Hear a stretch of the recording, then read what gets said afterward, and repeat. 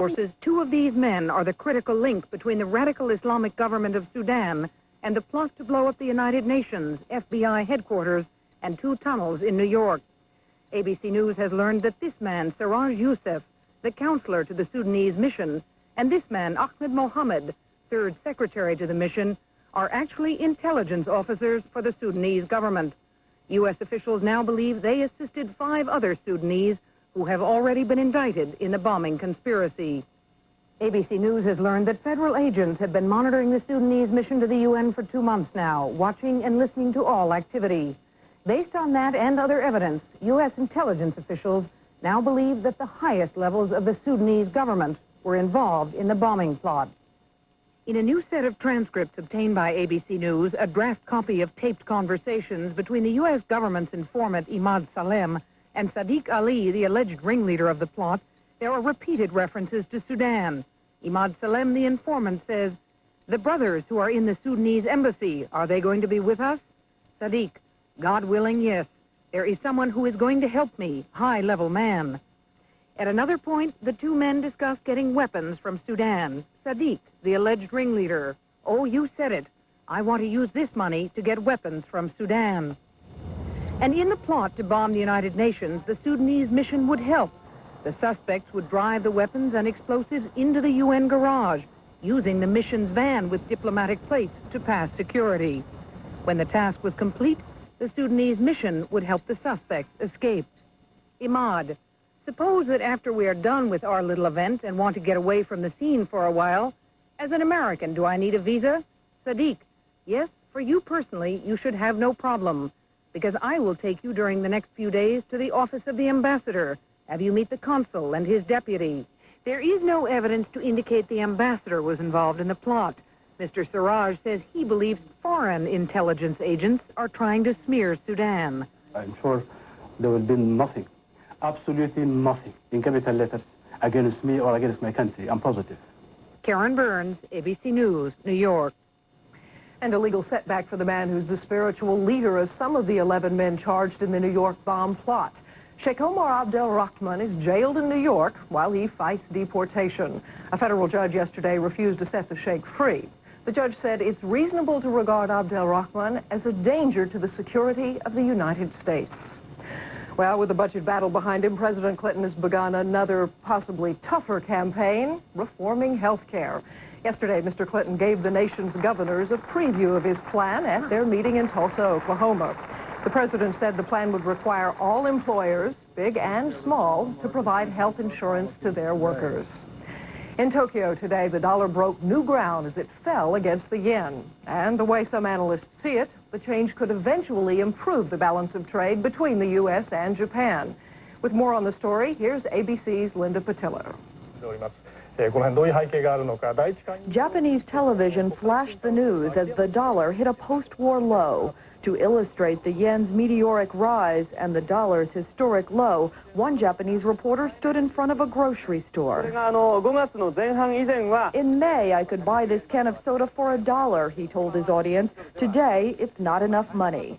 Frantic currency traders predicted that the yen could continue to skyrocket. There is a growing realization here that the U.S. government is not going to act to stop the yen's rise.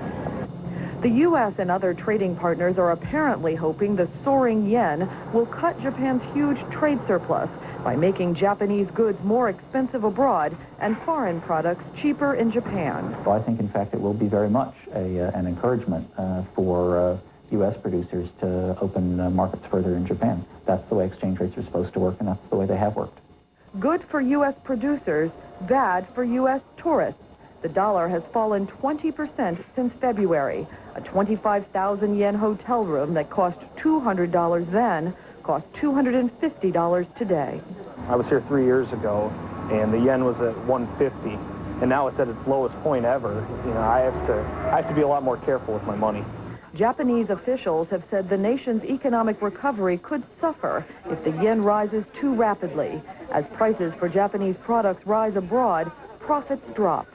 But it could be welcome relief for Japanese consumers buying imported goods who are tired of paying astronomical prices. Linda Patillo, ABC News, Tokyo. And convicted killer Gary Graham had been scheduled for execution in Texas early today, but he's still alive. The state's highest court issued a stay to determine whether Graham will be allowed to present new evidence in his case. Graham says the evidence will prove he's innocent of the 1981 murder that sent him to death row. And finally, an emotional night in Cleveland where the Indians were hosting the Toronto Blue Jays. 25,000 fans greeted pitcher Bob Ojeda with a standing ovation as he took the mound for his first start since returning to the team. Ojeda was the only survivor of the March boating accident that killed two of his teammates. The widow of Steve Olin joined Ojeda's wife in the stands. Bobby O did pitch well, but Toronto won the game. And those are the stories at the top of the hour. Now back to Joan and Spencer. All right, and thank you. And he's got all the weather for across the country. Indeed, and places away from the country, too. We're going way down into the tropics to look at some hurricane activity today. How's that? All right. Yeah, okay. Here we go, Joan. Starting with a look at Hurricane Greg, which is way down in the South Pacific. The center right now is about 250 to 300 miles south of the southern tip of the Baja Peninsula. This is a rather strong hurricane, and it's rather stationary at the moment, showing very little movement. Highest sustained winds 100 miles per hour. But it's projected to begin a westward to northwestward move over the next 24 hours. We'll be returning to classes, even kids in parts of the Midwest that are still under floodwaters. Steve Fox, who covered the great Mississippi flood for us, returned to the town of West Alton, Missouri, to see how the kids and their teachers are preparing. It's worse than I expected. Gary Van Meter and Jim Armstrong spent part of their weekend breaking into the grade school in West Alton, Missouri. They had to. Gary is the superintendent of the Orchard Farm School District. Jim is the school's principal. And classes are scheduled to reopen in less than 2 weeks, even though most of the building is still underwater. Mr. Mayor, tell me how severely the district was affected. I understand you're about a 100 square mile district. We're 100 square miles, and at one time we estimate the floodwater to be cover 90% of that area. Probably 1,000 of our 1,400 students have been and are displaced from their home, and it's pretty much affected almost every resident of our district in some fashion. There are about 850,000 elementary and high school students in the state. Nearly half of them live in the 66 counties that have been declared flood disaster areas. The problem, simply put, is this. How do you go back to school on schedule if your school is underwater or has suffered a lot of damage from the flood? How do you locate students who had to evacuate their homes? How do you set up bus routes if many roads are still closed? For the Orchard Farm School District in Missouri this coming school year, the 3 R's of education could well be reading, writing, and recovery. The worst thing that possibly that we could do is act like nothing happened. These young people have a story to tell, and that we ought not let them sweep that story under the rug, that we ought to give them some kinds of forums in the classwork to where they can tell their story or at least get it out of their system. Bartman led a recent meeting of state educators to discuss the flood losses and how to cope. Officials from more than 40 counties showed up for advice on federal and state assistance and things like how to help students deal with the trauma of the disaster. One novel suggestion, encourage use of a specially designed coloring book. It has pictures of the floods, so while you're coloring, you can talk about it. You have to understand that this is a childhood that's been disrupted by the floods. And what we have to do is make that disruption minimal. Right now, all the families of West Alton are living in temporary quarters, some in nearby apartments. Though enjoying the last days of summer, fear of the floods is a constant. I feel like it's going to happen all over again. Parents are affected by the same concerns. When we woke up this morning, I just got to thinking we're never going to go back to home the way it was anymore, and it's like you're in a bad dream and you're going to wake up and it'll be okay, but it won't be. And school will be good for them? I think so. It kind of puts them back into some kind of normalcy in their lives and gets them back into the routine of everything. I think so. I think it'll also help the parents because we have so much to deal with that we really are having a problem dealing with the children because we have so many other problems that are facing us besides just regular life. Must be odd seeing the school like this. Very. Judy Rhodes has taught at the West Alton School for the past 14 years. Her third grade classroom is on the 3rd floor, the only one above water. Mud left by the flood was 6 inches thick in places, and the smell of decay and mildew was awful. Fortunately, Judy found some books and other salvageable articles. Oh, these some of these are usable. Yeah. Definitely. Salvageable. My bulletin boards. Your bulletin boards? Will you take some of this stuff to the next school? Definitely. You will? Definitely, all of it. All of it I can get out, I will. But it's not as bad as I thought. It's not as bad as you thought? No, I thought my room was going to look like Gabby and Connie's. Well, it's still obviously affecting you quite a bit. Yeah, but when you've got so much of your life in here, too, and possessions that you have, it's nice to know that there are some things that are going to be okay. A student of mine threw this and mounted it for us. West Alton Elementary, a little school with a big heart. This little school will not be ready for opening day. In fact, flood damage may force it to shut its doors forever. Its 80 students will be bused 17 miles to another campus when classes begin August 25th. I think we're going to try the best we can to try and keep the kids together, and the kids know that they'll still have me as a teacher. And I think that will help even if the building isn't the same. I know the trauma that they're going through, especially after seeing this, and I think it was good for me to see it. As we heard in Steve's report, many parents in the Midwest are looking forward to the start of school, as were parents in Florida following Hurricane Andrew a year ago. School can restore a sense of normalcy to a child's life, gives them a chance to compare experiences with friends. It's good therapy. It provides them time to talk things over with teachers, and it gives parents a chance to catch up on filling out those insurance forms and cleaning up as well. It's 15 minutes after the hour. Two governors examine our nation's health care options when Good Morning America continues.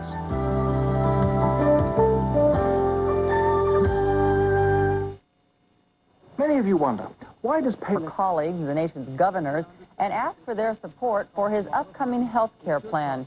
But can he count on their bipartisan backing as he tries to avoid another bruising battle on Capitol Hill? Joining us this morning from our Tulsa affiliate, KTUL, are the co-chairs of the Health Task Force of the National Governors Association, Republican Governor Carol Campbell of South Carolina, and Democratic Governor Howard Dean of Vermont. And we welcome you both to Good Morning America.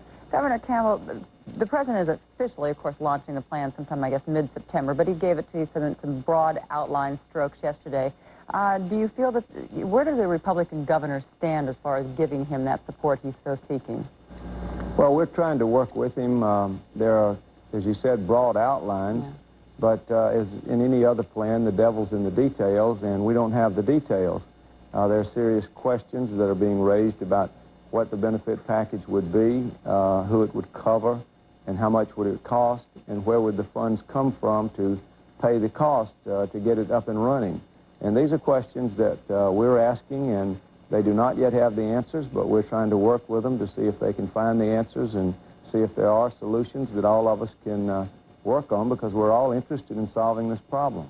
What will it take, though, to ensure that Republican supporters? Is there some key there?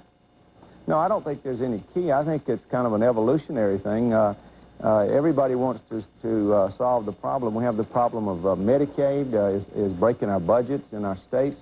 We need to do something with that, getting it in managed care. We know that there are people leaving jobs and losing their insurance. We need to transition them as they go to another job in insurance. We know the problems, but he wants to go universal coverage, and we don't exactly know who all he wants to cover and how he's going to pay for it. And so that's when we get to the details, and we want to know exactly how the system is going to work, private sector, how many insurance companies are going to be bidding on it. Is it going to be a choice plan so that the private sector is involved? And the big one that we're all concerned about, is there going to be enough state flexibility? The president says there is, and we'd love to see the details.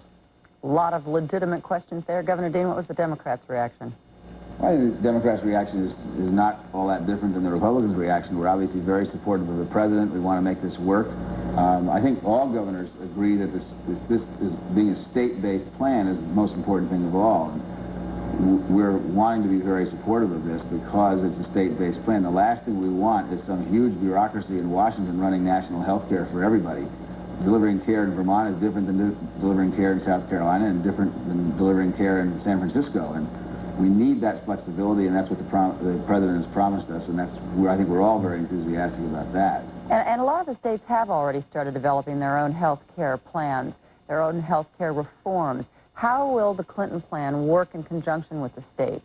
Well, one of the interesting things that's happening, we've had a number of governors of both parties talking about that. One of the interesting things that's happening is that because we see what's beginning to happen in the Clinton plan, many of our plans are beginning to look a little bit like the Clinton plan, and the providers are responding by getting themselves organized. So I think most of the reform efforts that you have in the 8 or 10 states that are a little bit further out in front. Most of those reform efforts, I think, will fit very, very well into the Clinton plan. The Clinton plan has made the decision that they're going to go with an employer-based system as opposed to a single-payer government-run system. I think that was probably a sound idea because it'll get us there faster, and most of the plans in the states are very compatible with that. Well, Governor Campbell, there seems to be some disagreement, though, as to whether everyone wants to see a national plan put into effect at one time or whether it should be tested out in different states. Or will that start getting to a situation where a person in one state will have different opportunities than a person in another state?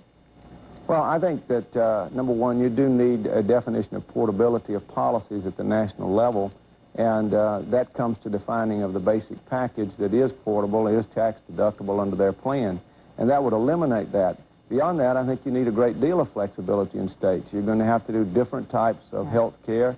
In rural states, you're going to have to do more public health, more outreach clinics, things of that nature. But we do have to have one thing in common. We have to get the Medicaid program under control. It's breaking all of the state budgets. And I think Republicans and Democrats agree that's a big step, and we should not delay getting into managed care there. As far as implementing everything at one time, it begs the question of the huge cost. Yeah. Many of us are concerned about, for instance, telling small employers you have to carry insurance for people. We're afraid they'll lay them off instead of carry the insurance. And even President Clinton said yesterday we can't expect a tooth fairy to pay for all this. Thank you both. And Keaton, who talked with our Chantal about what it was like replacing Mia Farrow in the new Woody Allen movie, Manhattan Murder Mystery. But now Catherine Cryer has all the latest news. Catherine? Thanks, Mort. Good morning. President Clinton is unwinding in his home state of Arkansas this morning.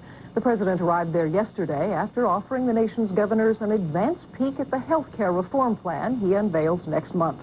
Mr. Clinton promised the governors at their Tulsa meeting that his health care overhaul would not cost their states any jobs. And he said that all employers, no matter how small, would be required to provide insurance for their workers. Well, problems being reported in the Navy's tailhook investigation. Last April, the Pentagon said more than 80 women were attacked at the 1991 Navy Flyers Convention. But published reports now say assault charges have been filed against just 3 men. Pentagon officials suggest witnesses have been reluctant to testify and that corroborating evidence has been difficult to gather. Well, some of the nation's regional phone companies are crying foul. The baby Bells don't like the idea that Ma Bell may soon be domineering. That's because AT&T has announced a $12.5 billion takeover of McCaw Cellular Communications. ABC's Jim Angle reports. For both consumers and business, one of the most exciting areas of telecommunications is wireless technology. And AT&T will become a major player in that arena with its acquisition of the nation's biggest provider of wireless services. We're looking ahead at one of the fastest growing segments in the telecommunications marketplace. Wireless communications are going to continue to grow at a very rapid rate. With its profits in traditional businesses tapering off, AT&T has been accumulating a stake in new technologies such as interactive media and games, and portable devices that are a combination phone, fax, and computer. A wireless system to deliver some of these services was a key missing piece in the growing AT&T empire and will put the company back into local phone markets. McCaw and AT&T now hope to establish what they call anytime, anywhere communications. If you roam around the country, you'll probably have one telephone number. If you're a salesperson or you want to access a database, a computer database, you can do that from anywhere. This move, if approved by the regulators, would bring AT&T into direct competition with the local phone companies for the first time since the breakup in 1984, which is sure to stir up fears that the old AT&T empire is about to rise again. Jim Angle, ABC News, Washington. Continental Airlines is having trouble rising from the problems of bankruptcy. It announced yesterday that it plans to cut 2,500 jobs and halt service to 9 cities. Continental emerged from bankruptcy in April. In the 2 months after that, it has lost almost $25 million. And finally, a happy ending to a kidnapping that police say made the movie sound tame. New York City millionaire Harvey Weinstein was rescued yesterday after being buried alive for almost 2 weeks. The $3 million in ransom money has been recovered. 3 people, including an employee of Weinstein, are charged with his abduction. Well, that's the news at this half hour. Now a look at the weather with Best hitters only have a success rate of 30%. Whether you feel that you have a responsibility to be a role model or you feel that parents should be a role model, you're still in a position of influence. Still, some critics say Ripken is selfish for playing game after game after game, regardless of his performance. Ripken says he'd have it no other way. I could handpick the people that I can't hit. I'd miss Roger Clemens, I'd miss Nolan Ryan, I'd miss all these guys. My statistics would look a lot better. But those are the games from a team standpoint that are most important for everyone to play in. And by the way, there's a billboard just outside the Orioles ballpark at Camden Yards. It says, "Follow Cal Ripken to Cooperstown." Patty? We'll be following. It is 24 until the hour. Is your tummy acting up because you've changed your diet? Well, next on CBS This Morning, Dr. Begins this fall, more than 1 million high school seniors will become college freshmen. It's a chance that few 18-year-olds are prepared for. That's why John Spiropoulos wrote and produced a video called College Freshman Survival Guide. He joins us this morning along with Katie Volman, a college sophomore who admits she suffered through her freshman year and lived to tell about it. Thanks very much for showing up this morning. John, are you as surprised as I always am how unprepared young people are for freshmen? Well, think about it. It's like going to another planet. The atmosphere is different. There's no gravity. It seems like students are bounding around all over the place. Lots of freedom, unstructured time, no parents, virtually no rules. The kids can't adjust to all that freedom. They can't adjust to the academic challenge. And the emotional transition from high school to college is often very traumatic. Katie, what was the biggest thing that hit you when you walked into that dorm the very first time? Well, I think it was overwhelming. Overall, the academics, as well as being able to go wherever you want, and there's always something to do besides study or go to your class or whatever. There's always... Or play, is right. what you were about to say. And I think everyone is like pulling you in the dorms to go out, and not necessarily to go to the library or study, but go down to a party down the street or, you know. And Katie fell into the usual traps. Did you go to class every day? Did you go to all the classes? Yeah, I made it to my classes. But you were late. More showing up 5 minutes late, and then you missed introduction to the class. Did you sit in the front or the back? When you sit in the front, you get better grades. Yeah. Is that true? Oh, yeah. I always sat in the back. This explains everything. So you sat in the back quite often in the first semester, but the second semester turned around. Right. Second semester, I was almost always in the front, always had my reading assignments prepared, you know, did my homework usually ahead of time. That way, the professor, I knew what he was going to be talking about, knew the vocabulary. Katie, you had good grades in high school, and they plummeted in your freshman year, right? Right. In high school, I actually did very well, and my first semester in college was just like a big shock. I thought academically I could do the same amount of work as I did in high school for college and come out with the same grade. And John, what are you suggesting now? How can a future freshman, about to be freshmen, and their parents prepare themselves? Well, what we've done is identify all the target areas, including academics, freedom, date rape, sex, AIDS, all those kinds of things. And we've interviewed students in the College Freshman Survival Guide video, and they give the advice, which is really critical. They don't want to hear from me. I'm another parent. Yeah. You're another parent. They want to hear from the kids, and it works. And what we'd like people to do is send their kids off with this information or send them the tape when they finally get to school. And if I could, it's 800-678-3344. It's our 800 number, 678-3344. You got it. And what I want people to hear is the students are going to say, these are the kids of the 90s now, but they're going to give you old-fashioned words like discipline, responsibility, buckling down. Those are the messages from the kids, very strong messages, and kids like Katie will take note when they see it. And Katie, you found out, and John, you certainly found out in your surveying that alcohol is one of the biggest problems on campus. Not just with that hangover the morning after. It's the #1 problem. Alcohol is a factor in 40% of all academic problems, 28% of all dropouts from college. It's very serious, and we give very strong messages, and I'm a parent, and I'm not about to tell kids it's okay to drink. Very strong messages in the video, but again, it's the students who say, listen, you can't have fun without drinking. And what about the relationships that develop in college? What do you tell people like Katie about how to handle those new relationships? Katie, I imagine that was a big problem, meeting all those new people. Well, actually, I guess I was lucky. I know a lot of colleges are doing this now. We have what's called a Manresa program, which is like orientation. And you go and you meet all the new freshmen. You, I guess basically you get acquainted with the campus. It's a good idea. She's one of the cases where you get over-involved, and in other cases, kids get under-involved. The number one thing about success in your freshman year is to join something, a club, a team, those kinds of things. Well, John, thank you very much. I wish you had the video out when I went to school. I survived, and a lot of us survived, but it sure would have been easier. Thank you, Katie. Thank you, John. And it's 43 minutes after the hour. Good Morning America continues in just a moment here on ABC. The information contained in this segment is featured in our bi-weekly newsletter. Being a model, I get asked for lots of tips. For one, always wear smudge-proof mascara. Watch your weight. Take things one step at a time. Be aggressive. Boys like it when you make the first call. Indeed they do. Gabrielle Reese, good morning. How you doing?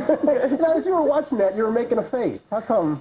It's like hearing your voice on the answering machine. You go, is that my voice? You know, that kind of feeling. Yeah. So whenever I see it, it's kind of funny. How did you wind up getting in the Nike family? You seek them out, or did they find you? Luck. Of course, my agent, every agent probably pursues Nike. And I was a volleyball athlete, and then they were in the lookings for a female cross trainer. And I had just gotten involved with them like the month before, and they said, well, maybe we're going to do the cross-training thing. And that was it. The rest is history. I mean, I agree with you. I mean, I figured the list of people who tried for the job was huge. So why do you figure they picked you? Well, first of all, I think volleyball is a sport that does have cross-training. It's a fun sport for girls and for men. I think probably my background in modeling obviously was of a benefit to them because it has to do with image, and sometimes maybe female athletes aren't very defined. They're just known as like female jocks, not sort of ladies or women who can speak. And I think Nike was looking for a serious athlete, but one where the women were comfortable, and attracted to. As we roll the ad, I mean, you tell me. I mean, okay. I mean, nobody likes the sound of their voice and looking at themselves and everything else. But do you like the overall look of it? And did you have anything to say about it? Oh, I think the ad is fun, and I think it pokes fun. For me personally, it's fun to have the two things come together, but also maybe to poke fun at it. I didn't have so much to say because they brought the ad to me and said, this is what we want to do, and I was really happy just to be involved in doing it. Yeah. So. Nike's clout is huge, but on the women's athletic shoe market, they trail Reebok, I think, in market share. I mean, is this ad intended to address that? Absolutely. I think Nike understands that women now, maybe a few years ago, they didn't realize that the women now are serious about fitness and athletics, and it's part of their lifestyle, too. Maybe not the same as men, because guys have always grown up from the time they were young doing sports. Sure. And so they're going for the women's market because they have good products for women, certainly probably more serious than Reebok products, things like that. No, absolutely. Careful, you got the job. You don't need to keep flying. I'm just saying, like, technical and functional, they do a lot of studies with athletics. I hear, I read, that you like volleyball much more than modeling, true? Yeah. I mean, modeling's luck. You just fall into it, you look a certain way, you do it. Volleyball, you get better, you practice. It's hard, it's fun, it's teamwork. No concerns that volleyball may, at some point, damage your modeling career? I mean, that you might damage that which helps pad the bank account? I think modeling, not that I've moved on, but it's changed for me. Like it's different. I did modeling to kind of use it to open up other doors, and I think it's done that. So I think it's less of a concern, and now I can focus on my athletics, which is really something that I would like to do. Yeah, but modeling pays the bills more, right? Yeah, but that's less and less. There's a lot of opportunities now for athletic endorsements and for professional volleyball, beach volleyball. Do you find that your peers in both the fields look at you kind of, are you suspect to them? Well, because obviously I would be suspect in volleyball, but I am a very credible beach volleyball player. I know that. I guess I was thinking more in terms of the models looking at you. Oh, no. They think it's sort of like neat. Like, oh, athletics, that's sort of neat. Because it's very foreign to them.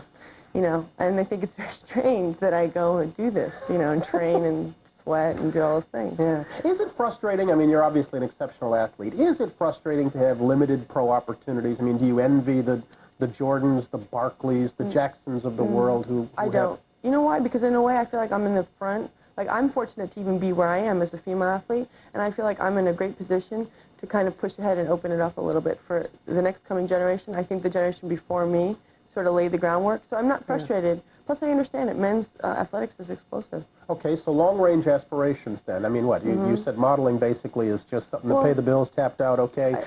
Pro sports doesn't offer that many wonderful long-range opportunities, so what happens to you? I think, I don't know. I think I'm taking it as it comes, 1 week at a time. I definitely want to do inner city. Like with Nike, I'm doing some stuff with Native American Indians, children, women, because it's the most popular sport, and then I want to do inner city camps and things like that, and have a family, basically. Nice. Be normal. Nice. Whatever that is. Whatever that is. Gabrielle, it's good seeing you. Thank you very much. Good luck to you. Thank you. It's coming up on 53 past the hour. Back in a moment. There's still more ahead right after this. Today is brought to you by Visa. It's everywhere you want to be. Some thrive on the pressure. Others? Surely. Polly, my sister, acts as well. Oh, she's an actress, too. Yeah, she does theatre things as well. Yeah. It's television. So they're the new Redgraves or something, right? Who are the Redgraves? You'll find out. You'll find out. They don't give you a bad time? Your family, your brothers or anything, kind of nudge give you a bad time about being an actress and being on television and movies and stuff? They don't? Really. Well, they're pretty civilized then. Or are they? Well, I'm sure. Yeah. I want to show something. I think you have the very coolest watch I've ever seen. Can you see that? Can you see it? Oh, we should show it over here. See this watch? Who's on this watch?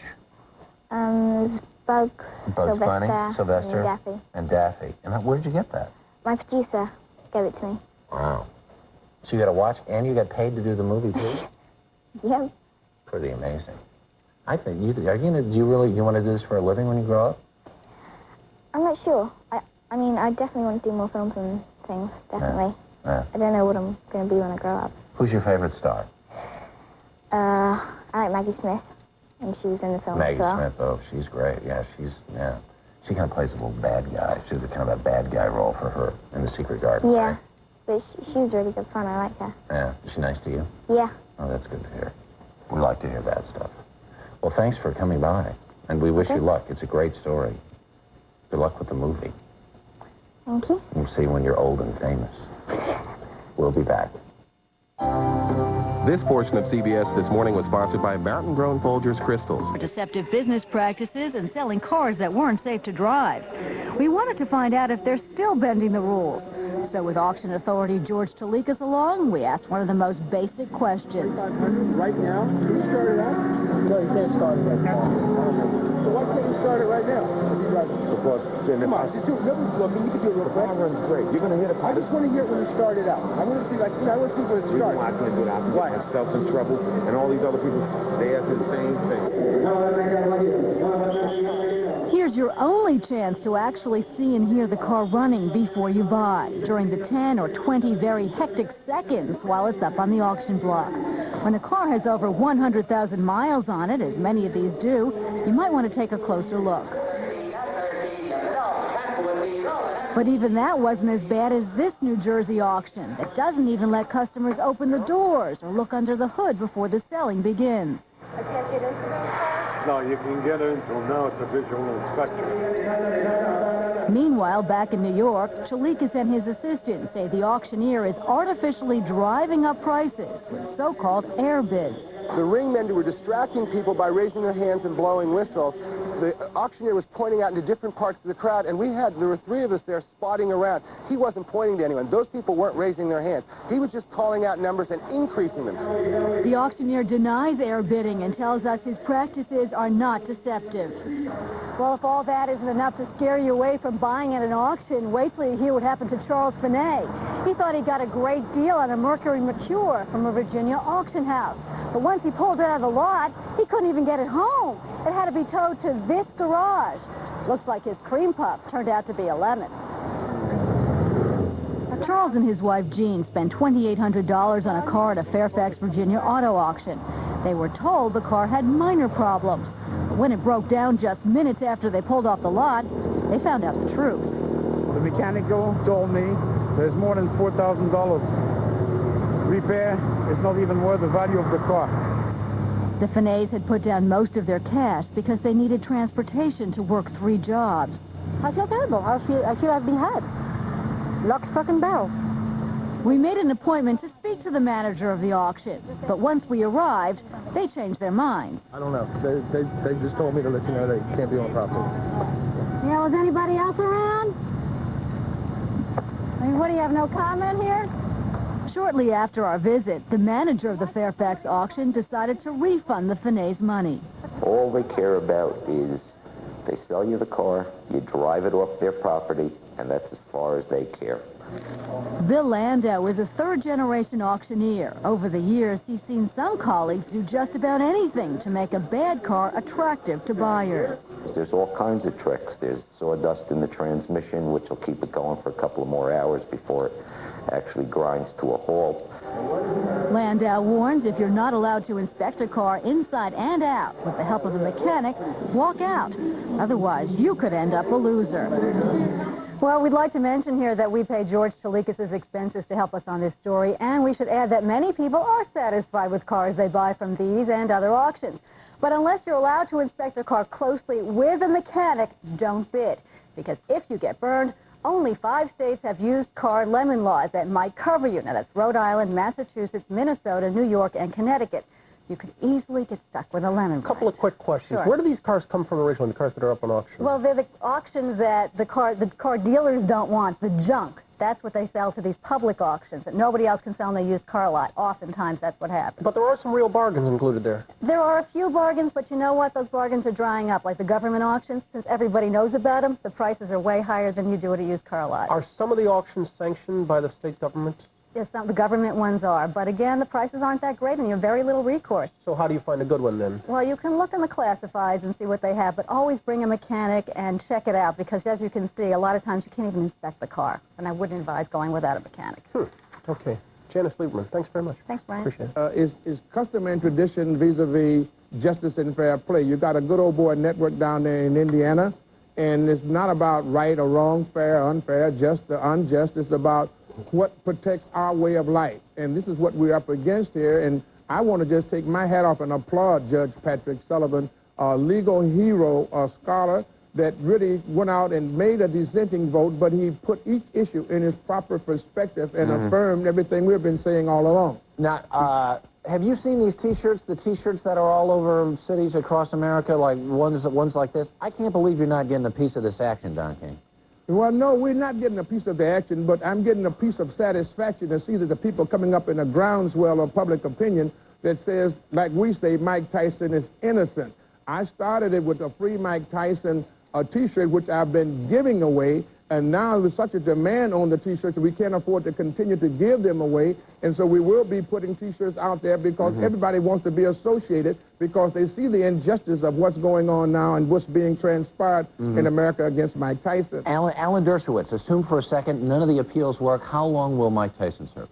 He's supposed to serve an additional 2 years, but we're not going to give up. Even if the appeals don't work, we're going to go for a new trial in the federal court, in the United States Supreme Court. This case just won't go away. And he would be out when? What date would he be out? What year would he be out? In about 2 years is when he's now scheduled for release. And but again, the legal issues are just not going to go away. And Don King, will he fight when he gets out of jail?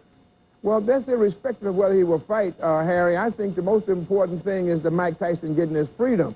I have one of the greatest fights in the world now, so I don't have to worry about him fighting with Julio Cesar Chavez and Pernell Whitaker. What Mike Tyson needs is freedom. Next unto life, liberty is the most important thing, and I wouldn't want to dilute Mike Tyson's liberty by talking about him fighting. I want to get him out first and let him make a decision about which way and which direction that he wants to go. But if you want to see a fight, check out Julio Cesar Chavez and Pernell Whitaker, September the 10th, here in San Antonio at the Alamo Dome. I had a feeling we'd hear about that. Don King, Harry, thank you knew it. Alan Dershowitz, do appreciate it. Addie? There's some promoting going on around here.